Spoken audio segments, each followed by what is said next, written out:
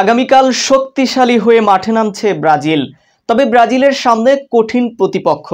Brazil মুখোমুখি হবে টানা 25 ম্যাচ অপরাজিত থাকা কলম্বিয়ার সাথে। তাই লড়াইটা হবে হাড্ডাহাড্ডি।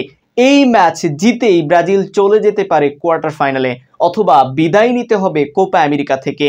এমন বাঁচা মরার ম্যাচে শক্তিশালী হয়েই মাঠে নামছে ব্রাজিল।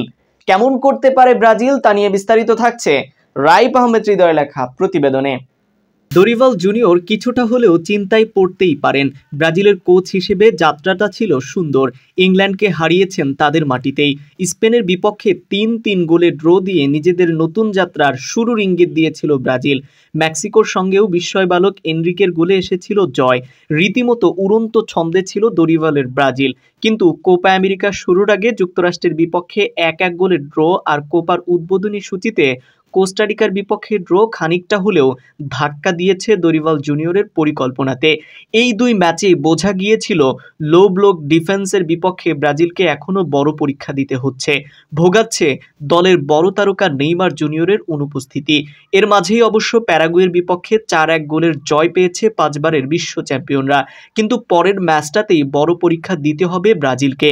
এখনও কোপা আমেরিকায় কোয়ার্টার ফাইনাল নিশ্চিত না করা ব্রাজিল মুখোমুখি হবে টানা 25 ম্যাচ অপরাজিত থাকা কলম্বিয়ার বিপক্ষে।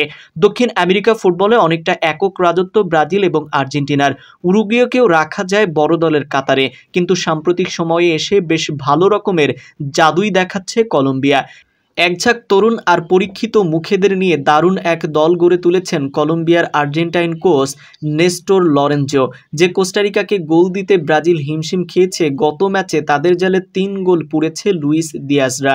হামেস রদ্রিগেজের মতো অভিজ্ঞ ফুটবলার নেস্টর লরেঞ্জের অধীনে নিজেকে খুঁজে পেয়েছেন নতুন রূপে। কোপা আমেরিকায় করে ফেলেছেন 3 অ্যাসিস্ট। দলে আছেন লিভারপুলের বড় তারকা লুইস দিয়াজ আর রাশিয়ান লিগ মাতানো জন কর্ডোবা। মাঝ মাঠে ফেরেরদোস লেরমা বড় তারকা। তবে রিচার্ড লিওস ও ম্যাথিউস উরুবিও কম যান না। বর্তমান দলটি আছে ফিফা র্যাঙ্কিংয়ে 12তম স্থানে। ব্রাজিলের বড় সমস্যা দলে লো ব্লক ভাঙার মতো কার্যকরী মিডফিল্ডারের অভাব। রদ্রিগোর সঙ্গে ভিনিসিয়াস কিংবা রাফিনহার চ্যানেল বন্ধ করতে পারলেই ভোগান্তিতে ফেলা সম্ভব ব্রাজিলকে।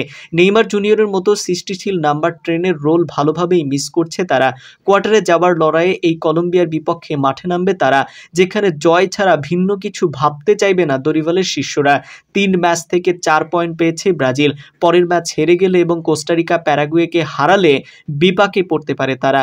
যদিও ব্রাজিল ড্র করে চলে যেতে পারে কোয়ার্টার ফাইনালে, যদিও তাদের অপেক্ষা করছে আরও বড় বিপদ।